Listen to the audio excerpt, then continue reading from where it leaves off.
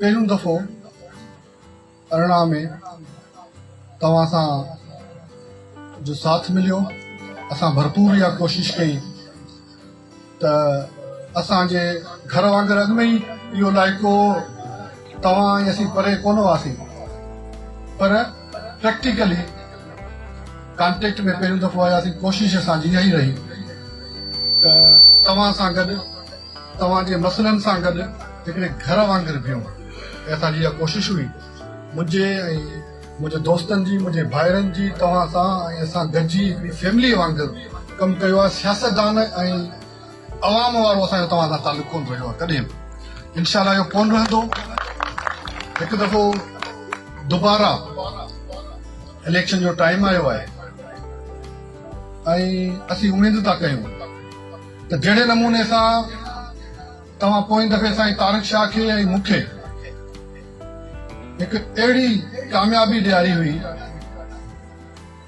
जंहिं कामयाबी दुनिया जूं अखियूं खोले छॾियूं हुयूं। PS 62 ते त मुखालिफ़ जी ज़मानत ज़ब्त थी हुई। 13,000 कुझु वोट हुन खया हुआ ऐं 35 खां 36,000 वोट पाकिस्तान पीपल्स पार्टी ऐं हिन नाचीज़ खे तव्हां ॾिना हुआ ऐं साईं तारिक शाह खे 30,000 खां मथे जी लीड हुई। आउं सम्झां थो त हिन दफ़े इनखे ॿीणूं कंदा त दुनिया खे ख़बर पए त पाकिस्तान पीपल्स पार्टी अॼु बि सिंध में मज़बूत आहे ऐं जहिड़े नमूने सां पाकिस्तान पीपल्स पार्टीअ सिंध जे माण्हूअ जी ख़िदमत कई आहे। मूंखे यादि आहे साईं तारिक शाह जे साम्हूं जंहिंखे 50,000 वोट पिया हुआ हिन तक तां उन्हनि खे वज़ीर आज़म शिकिल ॾिनी।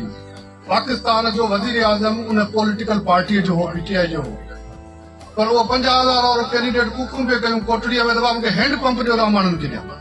साबका MPA सूबाई वज़ीर आपाशी जाम खान शोरो, साबका MPA सैयद तारिक हसन शाह जामोट जो शोरो हाउस PS 60 ते गॾु थींदड़ तालके बेराड़ी 60 PS जे 6 UCs हटरी 1, हटरी 2, UC बारचाणी, UC मसूब हरगड़ी, UC वाटकी वसी ऐं UC बरहाम जे मुददनि सां गॾजाणी कई। GJ ठाहे नून लीग सां ताज़ कयूं। 5 साल उन्हनि जी हुकूमत हुई, हिकिड़ो कमु न वठी सघिया हुआ नून लीग वारनि सां। अॼु दफ़ो वरी ॿीहर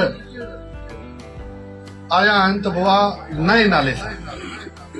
छा हक़ीक़त में हुननि खे पाकिस्तान पीपल्स पार्टी सां बुग़्ज़ आहे। असां हुननि खे दावत ॾिनी, अचो पाकिस्तान पीपल्स पार्टी जो पार्ट थियो। ॿीहंदा तव्हांखे सिंध जे माण्हू खे कुझु कोन मिलंदो। तव्हां कोशिशि करे ॾिठी, 8 खां 13, 13 खां 18, 18 खां 23 उन्हनि खे तव्हां वज़ीर आज़म बि कयो ऐं हुननि सां मिली करे सिंध जे माण्हुनि खे तव्हां धक बि कढियो। तव्हांखे मिलियो छा आहे? आउं सम्झां थो मूंखां वधीक तव्हांखे सिंध जे माण्हू खे ख़बर आहे, शऊर वारो माण्हू आहे ऐं उनखे जेतिरी ख़बर आहे आउं सम्झां सिंध जे पाकिस्तान जे ॿियनि माण्हुनि सभिनि खां वधीक शऊर जेको आहे, सियासी शऊर, असांजे कल्चर जो, तहज़ीब जो शऊर सिंध जे माण्हू खे आहे।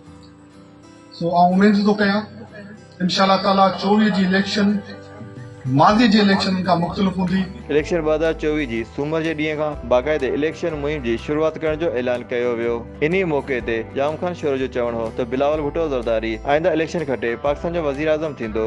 Rice Bhatti, deputy bureau chief, media news SD, Hyderabad.